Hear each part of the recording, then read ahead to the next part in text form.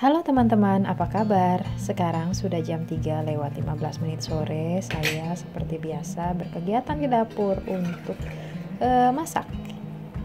Jadi masak itu adalah kegiatan me time saya, alias healing saya, alias quality time saya. Karena selama masak itu kayak bisa sambil mikir apapun gitu. Nah, hari ini saya mau masak pare. Ini saya beli di supermarket langganan saya. Dan apalagi ya?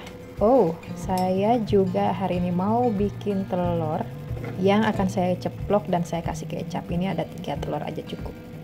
Oke, pertama saya mau ceplok dulu telurnya. Ini gampang banget bikinnya. Jadi kayak semur telur gitu, tapi nggak pakai bumbu ribet. Seperti biasa, saya pengen masak yang simpel-simpel aja, yang cepat-cepat aja, yang penting enak. Toh yang makan juga cuma saya sendiri. Ngeles aja pokoknya ya. Nah, ini telurnya udah diceplok. Sebenarnya saya lebih pengen telurnya itu nggak melebar gini ya, tapi sulit sih emang karena ini bukan kuali yang atau wajan yang melengkung bulat gitu, tapi ini kayak ceper gitu. Dan kenapa saya pakai panci ini? Karena kalau saya pakai wajan yang lebar, saya perlu minyak yang banyak untuk merendam semua telur ini dan itu bakal boros. Jadi saya mending pakai panci aja.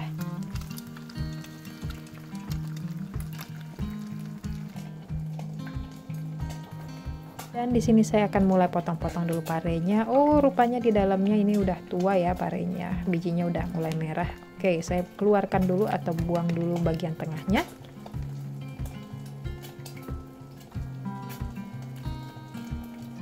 Sesudah itu udah deh mulai kita potong-potong atau iris tipis-tipis supaya enggak terlalu pahit ya.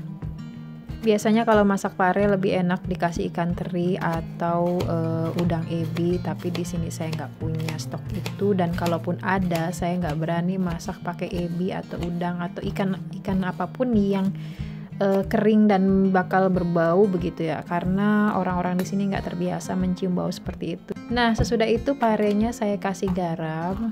Kemudian nanti akan saya aduk-aduk dengan garam, tujuannya supaya parenya ini layu dan mengeluarkan airnya gitu. Si airnya itu yang bikin pahit. Kalau airnya dibuang sedikit, maka pahitnya akan berkurang. Saya juga di sini udah menyiapkan bawang merah dan bawang putihnya. Bawang merah raksasa seperti ini saya hanya perlu setengah aja ya. Gampang, kalau kurang bisa nambah lagi. Dan saya pengen pakai 3 siung bawang putih. Jadi kalau masak pare biasanya saya lebih suka kalau banyak bawangnya, terutama bawang putihnya ya. Jadi meskipun ini parenya cuma 1, tapi bawangnya saya pakai 3 siung. Maksudnya bawang putih. Kalau bawang merahnya sih ya secukupnya aja deh. Seperti biasa saya malah milih talenan yang kecil dan tipis ini ya. Nah, ini dia penampakan telur ceploknya yang memang sangat tidak cantik dan tidak beraturan seperti ini. Sesudah itu saya masukkan bawang merah dan bawang putih yang sudah saya iris-iris tadi. Oh ya, saya lupa kasih tahu bahwa bawang yang tadi saya iris-iris itu saya bagi 2, separuh untuk pare dan separuhnya lagi untuk untuk telur. Kalau bawangnya udah mulai kecoklatan, saya tambahkan bumbu garam, penyedap dan sedikit gula, lalu nanti juga akan dikasih kecap.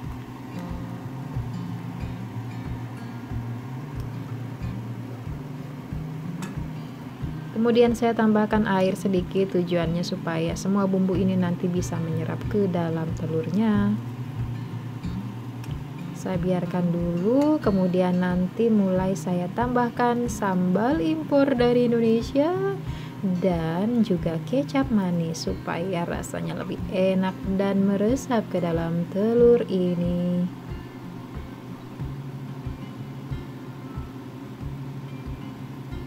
Kalau sudah, saya aduk-aduk dan biarkan semua bumbu ini meresap ke dalam telur, dan sambil menunggu saya akan melakukan kegiatan lainnya, yaitu mengolah kembali si pare. Nih, lihat kan, parenya sudah mengeluarkan air dan sudah terlihat lebih layu daripada sebelumnya. Ini akan saya peras parenya seperti kalian bisa lihat mengeluarkan air seperti ini. Ini airnya pahit banget, jadi akan saya peras dan nanti saya akan cuci dulu ya sebelum nanti ditumis.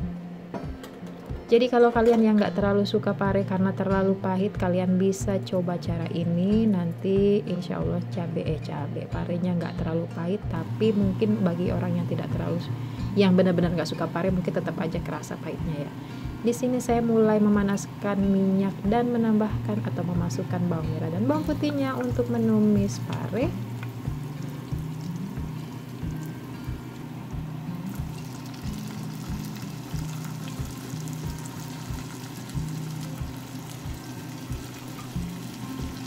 Ini nih yang tidak terlalu saya suka masak di kompor listrik yang permukaannya datar dan mulus seperti ini adalah wajannya selalu geser kiri geser kanan. Jadi kadang-kadang harus saya pegangin seperti ini atau saya angkat sekalian. Dan sesudah itu, sesudah saya aduk-aduk, saya mulai tambahkan bumbu duniawinya seperti garam, penyedap, gula sedikit sesuai selera.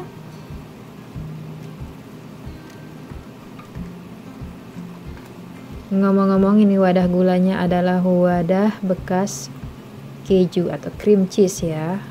Jadi kalau ada istilah reuse, reduce, and recycle, nah si bagian reuse-nya ini kita sudah melakukan sejak dulu guys. Misalnya seperti kaleng bekas kongguan atau biskuit Danisa yang ternyata isinya seperangkat alat jahit, itu artinya kita sudah menerapkan reuse. Sini saya tambahkan sambal yang impor itu, yang mahal itu. Sambal yang saya bawa dengan melewati bagian pengecekan di bandara dan akhirnya berhasil. Dan sesudah itu sepertinya sudah cocok rasanya. Tadi saya udah nyicipin, pahit-pahit sedap gitu deh guys. Oke, saatnya saya angkat.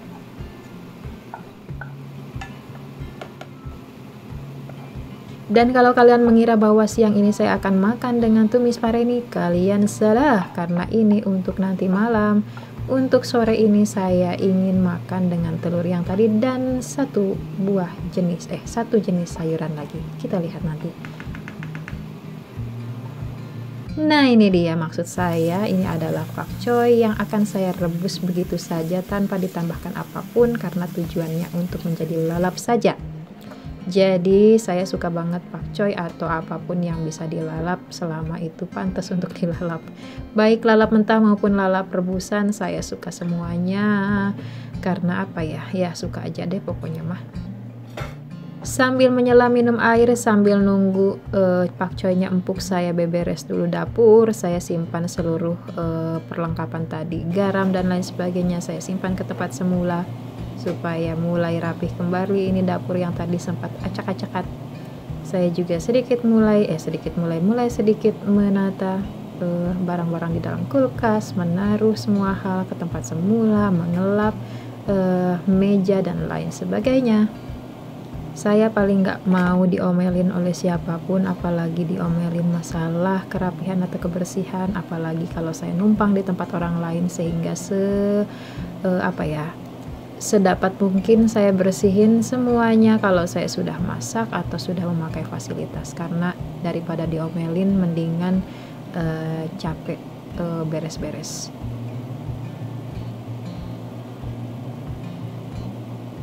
Nah kemudian saya cuci piring. Si pakcoynya sepertinya kelamaan deh. Aduh Elis, itu pakcoynya angkat tapi kayaknya saya keantengan nyuci piring. Ini mah pakcoynya bakal lembek teuing, tapi nggak apa-apa lah ya. Ya udahlah, ini saya cuci piring dulu, beresin dulu guys. Nah, belum dimasukin rupanya. Rupanya belum dimasukin. Ini saya masukin dulu pakcoynya. Iya, nah ini dia segini aja. Ini untuk 2 kali makan kali ya. Nah, ini saya lap dulu semua barang-barang. Jadi di sini tuh biasanya saya akan langsung mengelap barang-barang yang sudah saya pakai, piring-piring dan alat masak, karena akan saya simpan kembali ke tempat semula. Jadi sebenarnya ini saya masak ketika orang yang punya rumah sedang jogging guys. Jadi saya itu bahagia banget kalau di rumah tidak ada siapa-siapa, karena itu artinya saya bebas masak sepuasnya. Maksudnya bukan sepuasnya ya, tapi kayak apa ya namanya, bebas aja gitu, nggak harus basa-basi dengan siapapun gitu. Saya paling nggak bisa dan nggak betah basa-basi gimana ya, kayaknya malu aja gitu, nggak tahu dari kecil kayak gitu. Apakah ada yang sama dengan saya? Ya, oke, saya kembali merapi-rapikan semuanya, menaruh semua barang ke tempat semula yang sudah saya lap tadi. Tapi sebenarnya dari kecil saya udah terbiasa numpang di rumah orang lain ya. Dulu di rumah paman, juga di rumah bibi, pokoknya di rumah kerabat, di rumah nenek. Jadi saya cukup terbiasa untuk menyesuaikan diri di rumah orang lain, termasuk rapi-rapi, beres-beres, berpikir dan mencari cara bagaimana caranya agar tidak dimarahin. Ya, artinya pinter-pinter nitipin diri itu. Pinter-pinter supaya bikin orang tuh nggak ngerasa bete sama kita, ngerasa ikhlas ditumpangi dan lain sebagainya.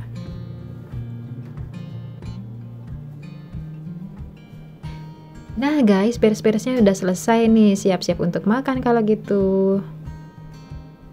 Ini dia menu makan siang saya hari ini, cukup dengan kecap telur dan lalap pakcoy rebus, dan saya juga punya dessert. Di sini ada apel Fuji yang sudah saya potong-potong dan dicampur dengan yogurt. Oke, saya mau makan siang dulu. Sebelum makan minum dulu dan tentunya berdoa dulu.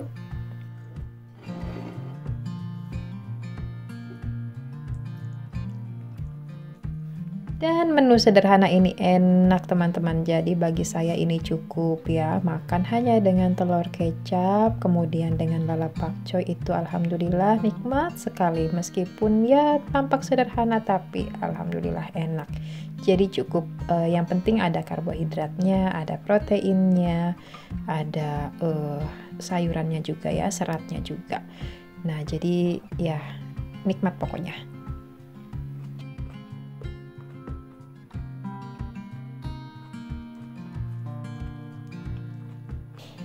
Nah, sekarang sesudah makan saya mau bekerja atau melanjutkan pekerjaan saya tadi malam ya. Jadi sambil ngecek-ngecek pekerjaan, di sini juga sambil ngemil yogurt dan apel Fuji yang tadi sudah saya siapin.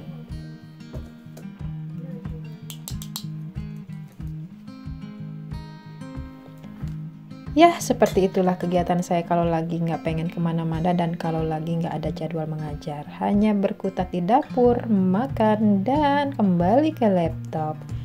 Terima kasih teman-teman yang sudah menonton video ini. Jangan lupa untuk menonton video berikutnya ya. Makasih banyak. Sampai jumpa. Bye-bye.